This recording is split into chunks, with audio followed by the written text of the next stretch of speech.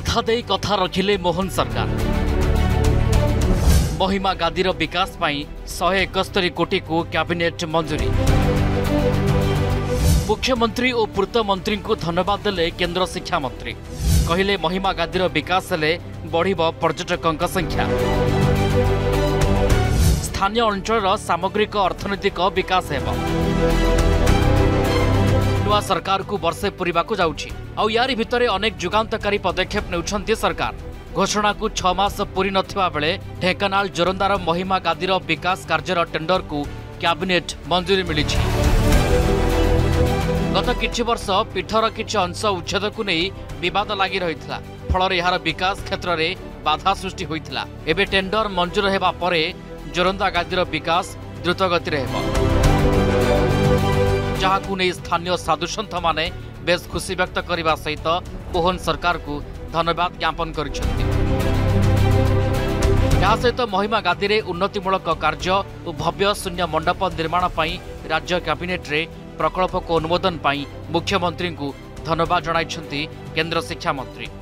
एटा होची महिमा गाड़ी जो जोरांडा रे ढेंकानाल डिस्ट्रिक्ट रे तार निर्माण और नुआ भव्य शून्य मंडप रा निर्माण पाई गोटे टेंडर फाइनलाइजेशन होईची आउ एटा 171 कोटी टंकार टेंडर को अनुमति दिया जाए। ये कामटा बहुत खूब शीघ्र आरंभ होबो और 36 मासे भितरे सरीबो। 171 कोटी 11 लाख टंका कैबिनेट मंजूर होईची।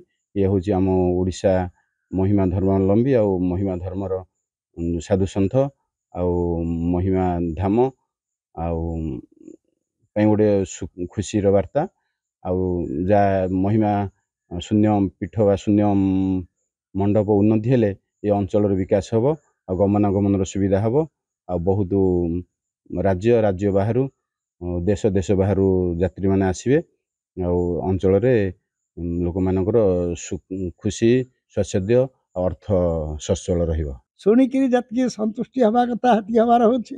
महाप्रभु मंगल करंतु एई सरकार मंगल हो आउ पूर्व सरकार मंगल हो। जी जमंत करे तमंत पाई फल गंगा जल सरी कि होइबा कूपजल। कर्म करने को आम आसचे कर्म करणे फल पाई प्राणीता अवश्य पुंजाई। अलेख महिमा अलेख महिमा अलेख। जोरंदा गादी रे अनेक समस्या लगी रही।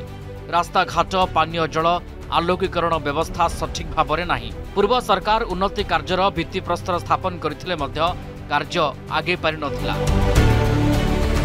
एबे बीजेपी सरकार ए काम को आगे नैछंती। एबे एथिरे व्यापक सुधार आसी पारिबो।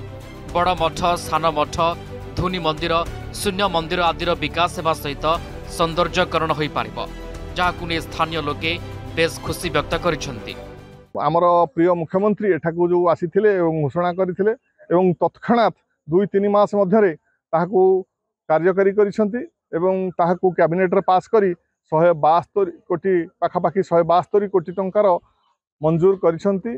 सेथिरे आमर महिमा गेट ठारू महिमा गादी पर्यंत रास्तार प्रशस्तीकरण आलोकीकरण एवं चतुर्थ बेढ़ा उन्नतिकरण एभली व्यवस्था से करिसंती। सेथिपई आम अंचलवासी तांको पाखरे कृतज्ञता ज्ञापन करी रहुछि। बर्तमान जोरंदा अंचल खुशी लहरी चलछि। जोरंदा साधु संत मान मध्य उल्लास भाव देखा देछि। सरकार शेष में 171 कोटी 11 लाख टका सांक्शन करा जहाँ फल जोरंदा अंचल बहुत विकास हम मठ मंदिर सब अंचल विकास हम रास्ता घाट विकास हम जोरंदा अंचलवासी नुआ आलोक देखिए। ढेंकानाल विप्लव राउल और गंदियारू बादल महांती की रिपोर्ट, अर्गस न्यूज।